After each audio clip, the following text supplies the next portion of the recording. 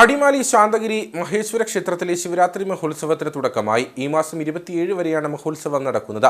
ക്ഷേത്രം തന്ത്രി പൂത്തോട്ട ലാലൻ തന്ത്രിയുടെയും ക്ഷേത്ര മേൽശാന്തി മടത്തുമുറി അജിത് ശാന്തിയുടെയും കാർമ്മികത്വത്തിൽ ക്ഷേത്രത്തിൽ കൊടിയേറ്റ് നടന്നു. മഹാ അന്നദാനത്തിനും ക്ഷേത്രത്തിൽ തുടക്കം കുറിച്ചു.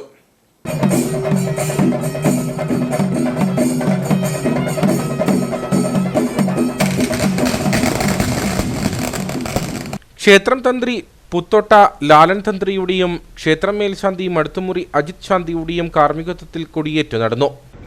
ശാന്തഗിരീശ്വരൻ്റെ ഈ വർഷത്തെ തിരുവുത്സവത്തിന് സാന്നിധ്യം വഹിക്കുവാനും നമ്മുടെ കണ്ണുകൾക്ക് ആനന്ദകരമായ ഈ മുഹൂർത്തത്തിന് ധന്യതയേകുവാനും ഈ ആത്മീയ സംഗീതത്തിൻ്റെ ഭഗവാൻ ശാന്തഗിരീശ്വരൻ്റെ സവിധത്തിൽ എത്തിച്ചേർന്നിട്ടുള്ള എല്ലാ ഭക്തന്മാർക്കും ഈ ഭഗവാന്റെ അനുഗ്രഹവും നമ്മുടെ അനുഗ്രഹം ഉണ്ടാവട്ടെ എന്ന് ആത്മാർത്ഥമായി പ്രാർത്ഥിക്കുകയാണ്. ഒപ്പം ഈ ദേശത്തിൻ്റെ ശാന്തിയും സമാധാനവും സ്നേഹവും സമ്പന്നവുമായ ആധ്യാത്മിക അന്തരീക്ഷം നമ്മുടെ ദേശത്തെ പരിമളമാക്കട്ടെ. ആ സുഗന്ധപൂരിതമായ അവസരത്തിൽ സ്നേഹവും സൗഹാർദ്ദവും ഒക്കെ കൈമാറി മംഗളകരമായി നമുക്ക് ജീവിക്കുവാൻ ഈ ഒരു ആനന്ദകരമായ നിമിഷം ഉപകരിക്കട്ടെ എന്ന് ആത്മാർത്ഥമായി പറയുകയാണ്.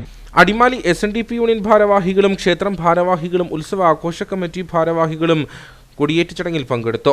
എല്ലാ ദിവസവും പതിവ് ക്ഷേത്ര പൂജകൾക്ക് പുറമെ പ്രത്യേക പൂജാ ചടങ്ങുകളും ക്ഷേത്രത്തിൽ നടക്കും.